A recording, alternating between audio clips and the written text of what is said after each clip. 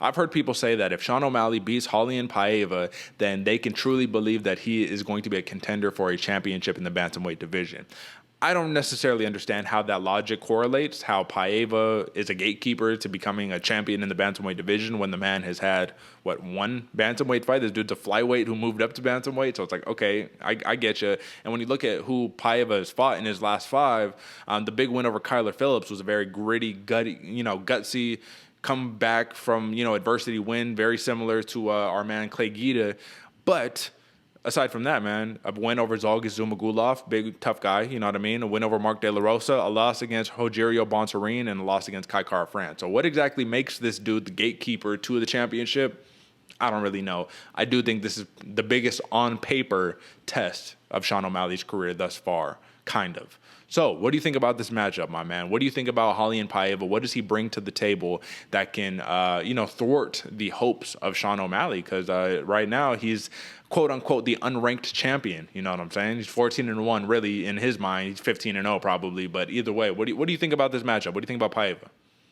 Very interesting matchup going forward, and definitely the hardest matchup Sean O'Malley has had to face, at least on paper anyway. I think a lot of people are putting this one as like that, like you said, that gatekeeper status on Raulian Paiva, because I feel like it's about time Sean O'Malley really starts getting some steam. I think that's the only reason people are really putting that kind of pressure on this situation. It's more so that Sean O'Malley has been a star since he entered on the Dana White Contender Series, and now it's about time he finally starts heading up there. I don't know if it's necessarily the fact that Raulian Paiva is so good in the bantamweight division, but more so that it's just about time. And don't get me wrong, man, Raulian Paiva is an amazing dude. Like an amazing fighter, crazy powerful, likes to blitz in, awesome like technique on the counter striking, a hell of a heart and a hell of a chin. If no matter what you do in this guy's fight, if you do not put him out, he will be there till round 3, just swinging and banging, watching you down, blitzing, crazy power. And even the fact that he's went up to the bantamweight from the flyweight division,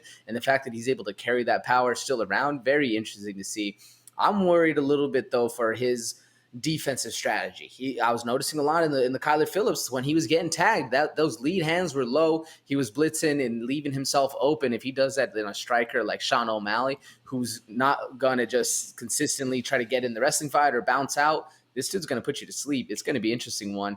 But what I like most about Raulian Paiva is he's willing to take one to give one, and when he gives you that shot back, it hurts a lot more than the one he just took. And he's mentally strong and willing to have that dog in that fight, where you can't really teach that. It's just bred in him. It's normal for him. What do you think?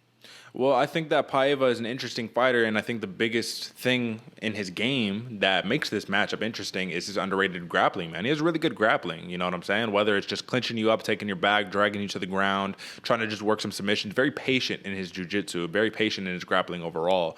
But I saw the same holes that you're talking about on the feet, man. You know, a lot of hands down, a lot of eating shots on the chin, and just walking through them, which is like totally cool. Don't get me wrong. But it's like, how long can you do that before the lights get put out? He did get 10-8'd in his fight against Kyler Phillips. And this was literally one of those situations, in my opinion, where Phillips punched himself out. You know what I mean? In that first round, Paiva got saved by the bell in that situation, right? He was out. He was 10-8'd. He was getting his ass whooped. The bell rang. He couldn't even sit down on the stool. He just sat down on the cage, and the corner had to attend to him. Very valiant round 2 and round 3, of course. But I think the grappling was a big part on what gassed out Kyler Phillips as well. Paiva has the cardio to strike and grapple. Does Sean O'Malley have that? Now, I have to look at a fight. I had to look at a fight in preparation for this matchup that Sean O'Malley had to grapple in. And the last fight that he really had to grapple in, it wasn't even really the Thomas Almeida fight. It was the Andre Sukumtoth fight. And that was the fight, if you remember, Sean O'Malley hurt his leg, and he had to win on one leg on that fight because Sukumtoth had a terrible game plan. And after O'Malley's leg was hurt, he decided to still wrestle him and say that was the game plan. So my question to you, AJ, is do you think that Sean O'Malley's grappling or lack of grappling will be exposed? Because I actually think Sean O'Malley has way better grappling than people give him credit for, and I think that he's going to put that on display against Paiva if it comes down to it. What do you think? I think if it comes down to it, he definitely has the chops to get it done. I feel like if you're a big fan of Sean O'Malley and you're watching all the fights, you know he's a striker. You know he's going to stay there. You know he's going to be patient, sniper, take those shots that he can that hurt you. But when all that is happening, you're not necessarily paying attention how good this dude is on the ground. Mm-hmm. You know, they've been working the ground game. It's one of his biggest quote unquote holes in his game. But this dude, that hole is pretty filled up. Yeah. I do think Raulian Paiva might have a little bit better of an advantage, but only because he's been doing it for a lot longer on the ground anyway. It's going to be interesting to see, man. I mean, it's hard to say that Sean O'Malley's good on the ground because he just doesn't really fight there that much. Even though when he did, he was down one leg and still did very, very well and survived the rest of that fight. It's going to be cool to watch how Raulian Paiva actually takes to this fight if he goes. Because if he does it like he did in the last fight against Kyler Phillips, where he stays in the pocket swinging, Sean O'Malley's not going to gas himself out. Mm-mm. He's going to stay there picking his shots and making it like he did against Chris Moutinho. Moutinho. Yeah. Where he stayed all 3 rounds with the power, man, just picking and choosing where he was going to be going. We might see a little bit the same of this one, but I think Raulian Paiva is going to be smart and take it to the ground if you can. Yeah, I hear you, man. And for O'Malley, when I was just looking back at it, he's been taken down 5 times in his UFC career, professional UFC career. 4 of them came in the Andre Sukumtauth fight, 1 against Thomas Almeida. He's been taken out once in his last 5 fights, and that was against Almeida. And in that Andre Sukumtauth, if you even look deeply into the actual fight, I think that Sukumtauth had 1 legitimate takedown, but it was kind of a Sean O'Malley like pulling guard while he got taken down, and then all the rest of those takedowns came after his leg was injured. So it's not like people can just like, oh, Sean O'Malley can't wrestle, let me just take him to the ground, you know? Clearly, it's been easier said than done. But then again, man, listen, I already can hear the comments coming in, people being like, oh, fanboy, Sean O'Malley, da-da-da. This dude is legit. What can you say, man? Chris Moutinho, in that matchup, I think people gave him a lot of praise because he showed heart. But to me, that was a walking punching bag. You just walk forward and got punched in your face a million times. I think the striking differential was like 100+ strikes or something, man. O'Malley was touching. Couldn't miss. 80% accuracy or something crazy in that matchup.